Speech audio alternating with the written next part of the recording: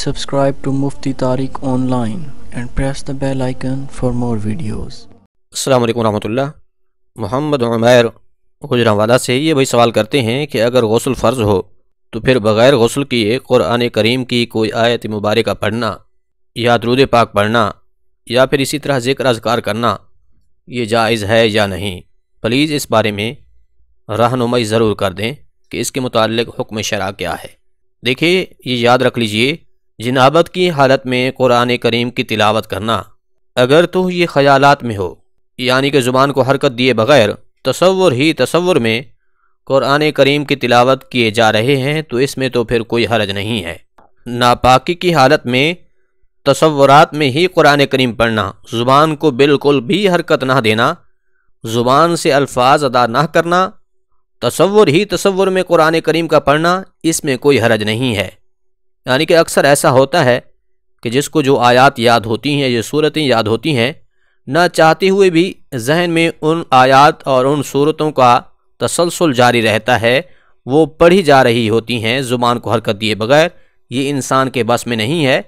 اگر کوئی اس طرح کی صورتحال ہے تب تو کوئی حرج نہیں ہے، مگر جنابت کی حالت میں زبان کو حرکت دے کر قرآن کریم کی تلاوت کرنا، اب چاہے یہ آہستہ آواز میں ہو یا پھر بلند آواز سے، یہ جائز نہیں ہے۔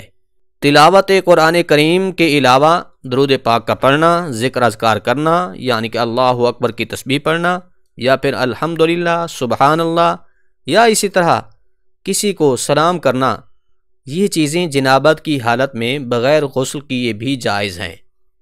یعنی کہ آپ پر غسل فرض تھا اور پھر آپ غسل کیے بغیر ہی درود پاک پڑھنے میں مصروف ہو گئے، ذکر کرنے لگ گئے، یا پھر کسی کو سلام کر دیا یا کسی کے سلام کا جواب دے دیا۔ البتہ اس کے لیے بھی بہتر اور افضل تو یہی ہے کہ اگر آپ کے اوپر غسل فرض ہے، آپ نے ابھی غسل نہیں کیا، کم از کم کلی کر لیں، اور پھر کلی کرنے کے بعد درود پاک پڑھنا چاہیں تو پڑھ سکتے ہیں۔ اسی طرح ذکر اذکار کرنا چاہیں، یعنی کہ الحمدللہ، سبحان اللہ، اللہ اکبر، استغفر اللہ، یہ تمام ذکر اذکار کر سکتے ہیں، ان میں کوئی حرج نہیں ہے۔ لیکن جنابت کی ناپاکی کی حالت میں قرآن کریم کا پڑھنا، اب چاہے آہستہ آواز میں ہو یا بلند آواز میں ہو، یہ جائز نہیں ہے۔ ہاں، البتہ تصور میں قرآن کریم کی تلاوت کیے جا رہے ہیں تو پھر اس پر کوئی حرج نہیں ہے۔ امید ہے بات سمجھ آ گئی ہوگی۔ اللہ کریم عمل کرنے کی توفیق بخشے۔ سبحان ربک رب العزت عما یصفون وسلام علی المرسلین والحمد للہ رب العالمین۔ ربنا تقبل منا انک انت السمیع العلیم۔